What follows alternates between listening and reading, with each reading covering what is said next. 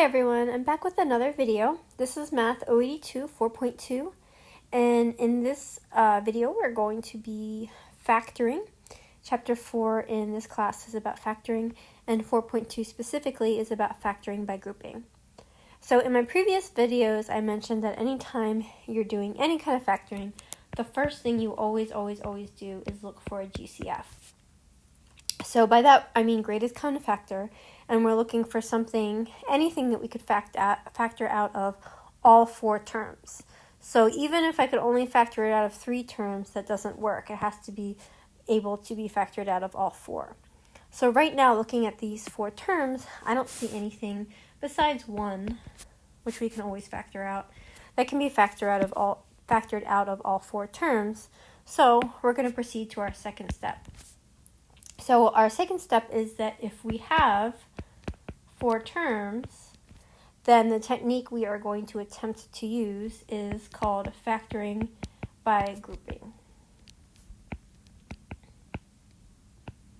So factoring by grouping is pretty simple. Normally we would just want to group the first 2 terms together and then the second 2 terms together using parentheses. Unfortunately, we can't really do that with this problem because of this negative sign right here. Okay? If you go back and you redistribute this negative sign, you realize that you end up with negative 12y minus negative 15, which becomes positive 15. So you'd have negative 12y plus 15, which, as you can see, is not the problem that we started with. So we can't do that. We can't just randomly throw down some parentheses as we could if the sign right here were a plus sign.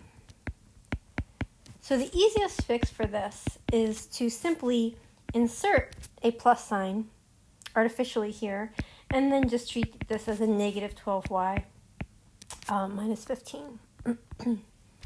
So I'm going to group these together and these together, okay? And hopefully you can see that these 2 expressions are equivalent. So then we can proceed with our normal procedure, factoring by grouping, where we factor out the GCF of these 2 terms, which is 2x, and then here our GCF is negative 3.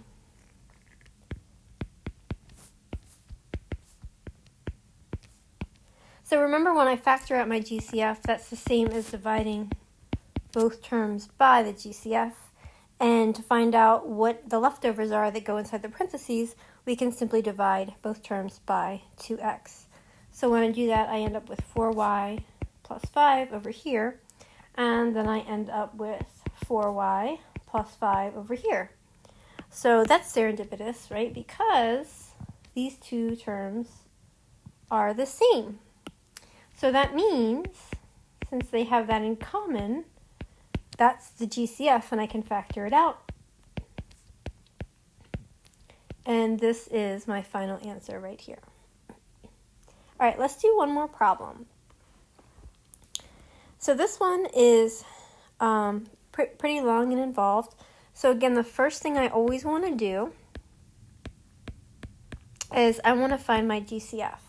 Is there anything that I can factor out of 15 and 10 and 45 and 30? Well, I see a number. I think we can factor out 5. So before we do anything else, we want to factor out the 5.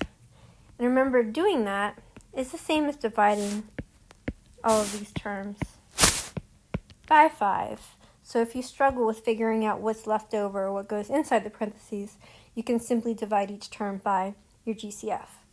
So we get 3n cubed minus 2n squared minus 9n plus 6.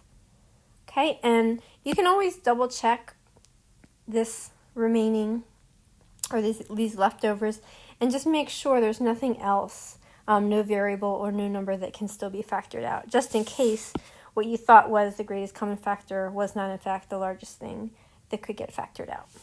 All right, so let's keep going. So for now, we're really just going to ignore this 5, but we still want to keep writing him just so we don't forget that it's there.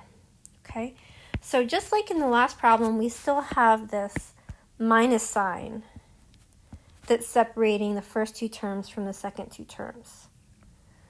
So again, you can't just throw down parentheses because that changes the sign value. So what we have to do to fix this situation is that we have to artificially insert a plus sign here and rewrite the subtraction as adding a negative. And then once we do that, then we can proceed to use our technique, which is factoring by grouping.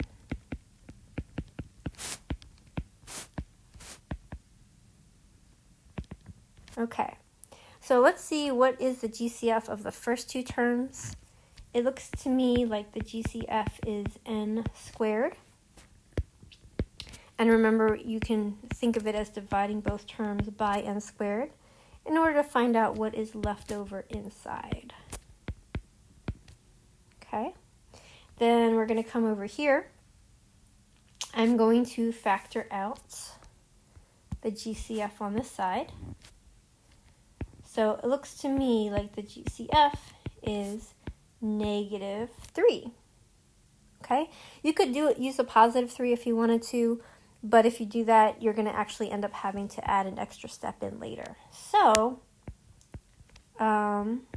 let's factor out the -3. Okay, and again, to find out what's left over or what goes inside the parentheses, we're dividing the terms by -3. So -9n divided by -3, +3n, 6 over -3 is -2.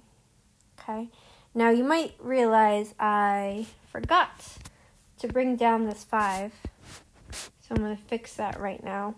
Hopefully you can see it's so easy to forget, but if you try to remember and keep writing it on each step, then you're less likely to forget it when you write your final answer. Okay, so we have this term, and they are equal. Right, 3n minus 2 is the same as 3n minus 2. So we're going to factor that out, that 3n minus 2. Okay, and then whatever remains goes in our other set of parentheses. Okay, and that's our final answer.